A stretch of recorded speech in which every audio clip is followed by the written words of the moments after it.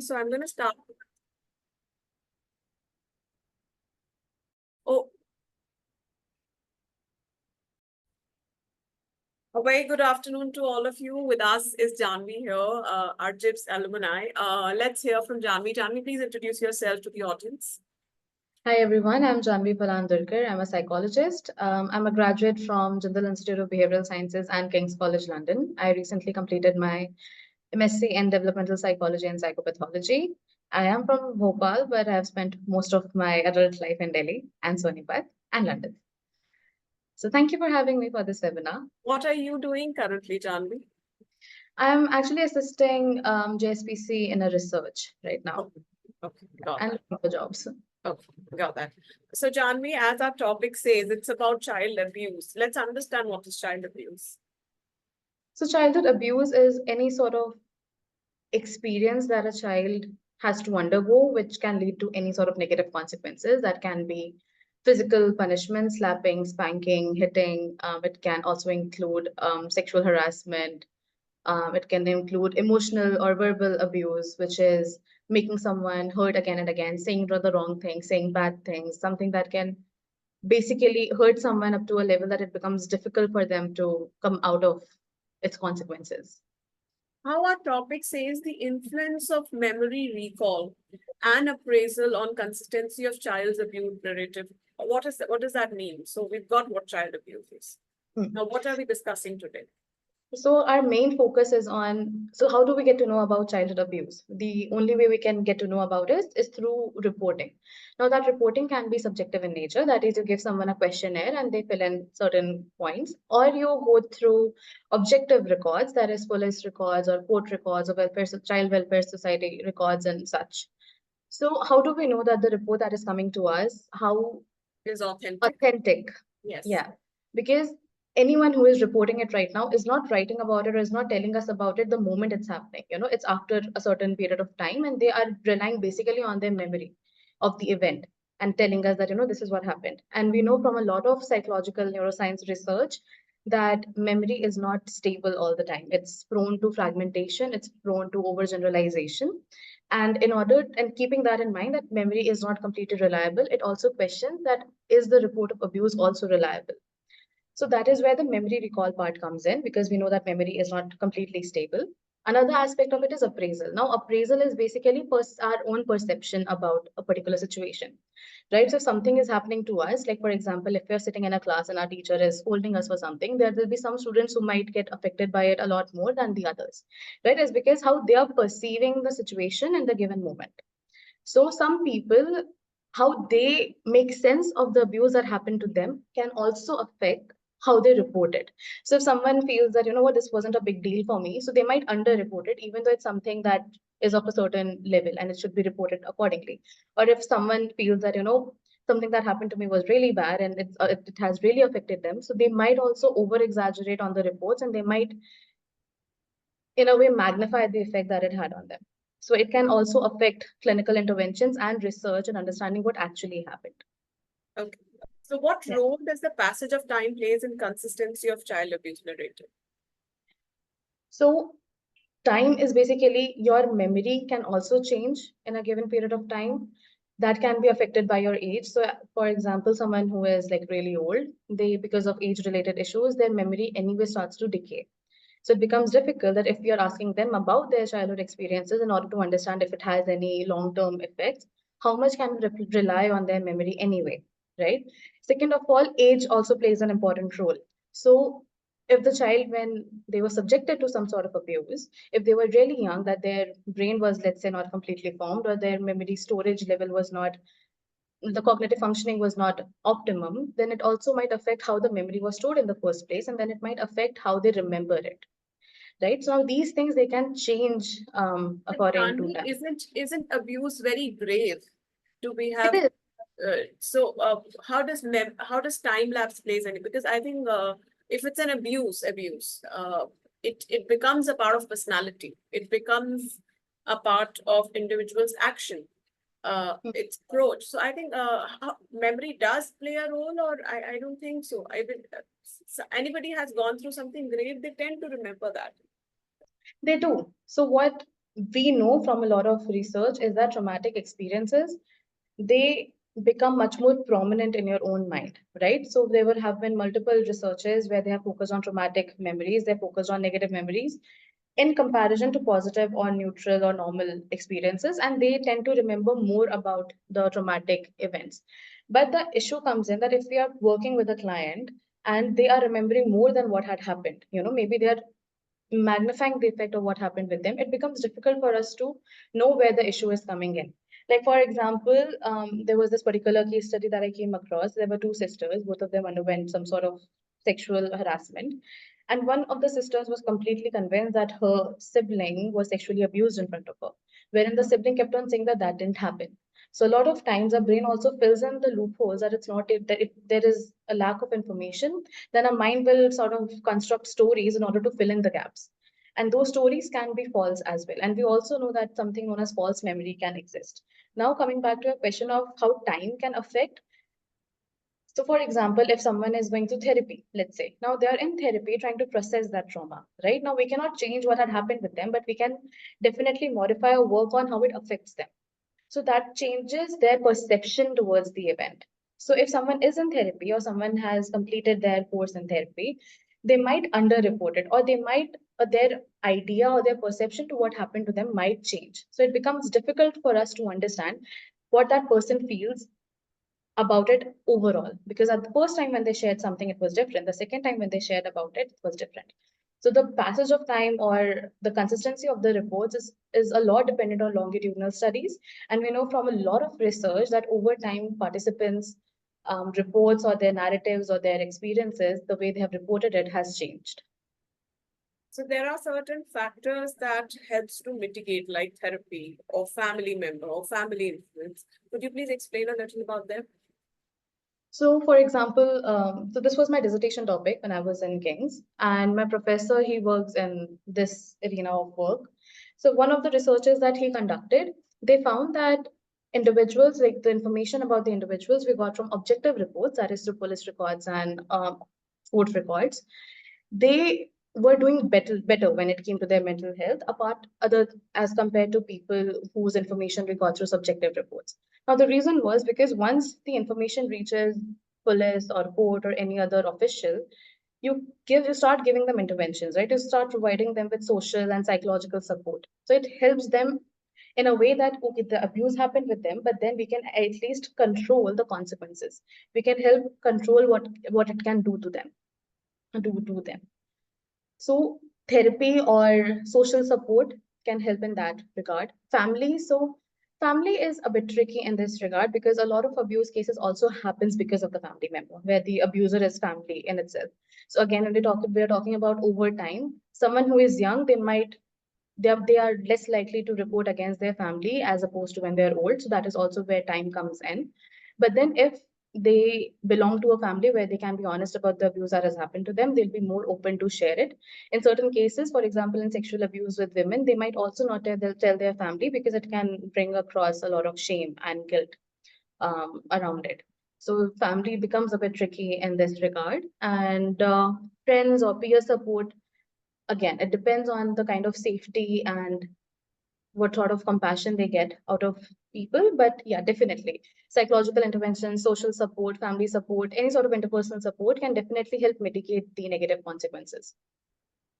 So what cognitive mechanisms contribute to discrepancies in retelling of child's abuse stories? So one is memory recall, as I already talked about. So there's also something known as selective bias. So selective bias is basically that an individual might be more prone to report negative in a situation that has happened, right? Another cognitive issue that we face is, for example, someone has a mental health issue, right? Maybe depression or PTSD or anxiety or something like that. Now they're already going through something that affects their mood, that affects their overall functioning, right? Now that can also affect their memory, that can affect how they report, how they think, how they feel. Their So that temperament again could be becomes, one of those. If sorry? someone, their temperament, I believe, is another factor. Yeah. If they're of short temper, they can, aggregate the situation. Exactly. And like, for example, there hasn't been a lot of research when it comes to personality in this regard, but Then there is also research that shows that people who, so there are big 5 personality traits that we go by in psychology. So someone who reports low on conscientiousness and personality, they are less likely to report what had happened with them. We also know, coming back to cognitive mechanisms, we also know that perception, as I said, appraisal can affect, right? So again, your personality can influence how you perceive a certain situation. So let's suppose someone who is high on neuroticism, they're again more likely to be more susceptible to negative information in their environment. Right, right. So how does memory recall differ for an individual who has experienced the chronic abuse versus a single incident? What is the range of experience that an individual goes through? So chronic experiences can be understood as someone who has been going through abuse multiple times, right? And we compare it with single or maybe 1 or 2 times an abusive episode happened with them. So someone who has been through abuse maybe once or twice, they might not report it because they can still, in your own mind, you also justify. And again, now we are talking about children who were still really young when this was happening with them, when they could not understand what was going on, right? And not adults. So for them, they might not look at it and they don't also know that what is happening with them is abuse or not, right? That sort of knowledge also comes on with time, with knowledge. So if it has only happened once or twice, they might not even know what is going on with them, and they might not report it. Another factor is that if it's happening multiple times, then after a certain period of time, they will start talking about it or they will start reporting it. So these aspects, how many times it has happened, maybe once or maybe twice, can affect it. Another aspect that can affect it, that who was the perpetrator, who was the abuser. So because you're talking about children here, and if it was someone in the close family, let's say family or sibling or even anyone in the extended family, the child is still dependent on them for their basic needs, protection, shelter, money, food. So they might still not report it because then what will happen to them? So these factors can affect how they deal with those consequences. And again, it's not so much about how they remember it, but then they might consciously choose not to report some things about it. Again, another thing that we have found in research is that children, a lot of times they think that it's their fault that something wrong is happening to them, right? Because that is how an abuser portrays it, that you are making me do this, you are making me do this to you. So the child also feels a lot of guilt and a lot of shame. So that can also be a reason that they are not reporting it. So there might not be any significant cognitive mechanisms at play that is going on, but maybe a conscious choice for someone who does not know any better. Okay. So a crime done once or done multiple times doesn't make much a difference. But like you're saying, the general reporting of that comes a little later, when it has happened once, twice, when it crosses one's patience, to put it right. Yeah, I mean, it's not that it does not matter. Definitely, the effects that it's going to have on someone's mental health is severe, even if it had happened once. But the thing is that they might not report it because Yeah. it was only something that happened once. And that's also something we see in cases of domestic violence as well. That if it's something that has only happened once, the person itself or the victim might also try to, hush it down or suppress it or try to get away from it. But something that is happening multiple times, it's difficult for you to get away from it. So, okay, how reliable are the self-reported memories of childhood abuse when used in research or a legal context? So self-reported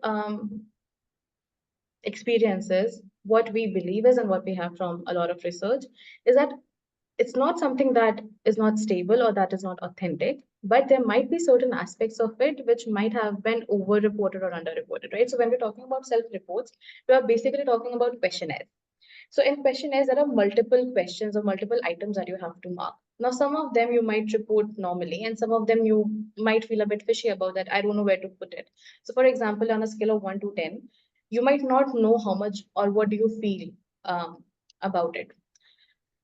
Another aspect that comes into self-reports is through interviews, right? So in interviews, I remember there was this really old study which looked at consistency of childhood abuse, and what they found was that individuals they can also change their experience or their narrative or their account based on who is interviewing them, right? So self-reports, because the person who is telling it becomes important, but we cannot say that it's going to be the same all the time. But another aspect that becomes important to understand here is that our idea is that if we have the same account on both the times, if we are measuring it at time 1, at time 2, at time 3, the same answer is consistency, or is the same answer is reliable. But it becomes important here that even if you're getting different answers, it's still reliable. It's still important. Because if at different period of time, if you're getting different responses, it means that somewhere in your mind, somewhere in your being, it's affecting you or it's changing. So how we can work around with it and understand how we can better provide interventions to the individual. About that. So what strategies can help improve the accuracy of child abuse recall in an interview or a therapeutic setting? So in a therapeutic setting, what you can do is that first, you can start. I mean, if you already have a rapport developed between the therapist and the client, then you can eventually start talking about the effects of the trauma or the effects of the abuse, and then you can start discussing about the incident that happened. A lot of time, people are not comfortable discussing about it because of the obvious emotional reactions that someone is going to experience, right? So first is to deal with the outcomes that is happening, because in a therapeutic setting, our main focus is how to make the other person feel better, right? So first we'll deal with the responses, then we go to the actual event that happened. Now, this is something most often than not in research and in clinical interventions, what people do is that we believe or we go by the first reporting that we had, be it by the person or be it through the objective records, right? But what we can do is we can revisit the same incident or the same report in a manner that is not overwhelming for the client, so that they don't feel really hurt that we're discussing the same abusive event again and again. But however, whenever they're comfortable, we can start revisiting that particular incident, that particular memory, and then we can say that are there any discrepancies or not, right? And then the therapist can highlight those. Same goes in research. Like for example, this example that I gave you, that in an interview, the researchers, they went back to the participants and they asked them that we saw that there were certain discrepancies in your reports. So they did mention that, yeah, we didn't feel comfortable enough with, let's say, interviewer 1 or interviewer 2. Or at that particular moment, I am just trying to get away with something that, like, I'm trying to forget what has happened with me. So I don't want to talk more about it. So therefore, I didn't say much on the issue. So these things. You were saying something? Yeah, no, I did not say anything. So if memories of childhood abuse are unstable or inconsistent, does the risk making victim feel unvalued or ineligible for the proper care or support? Definitely not. Again, as I said, that our focus has always been on, if the reports is same across time periods, we then say it's reliable, wherein our focus should be whatever we are getting at different time points, we should be working around that, because that is what the client needs. Second of all, just because something, let's assuming it's a false memory, if something didn't happen, does not mean that what the child is or the person experiencing is any less valid.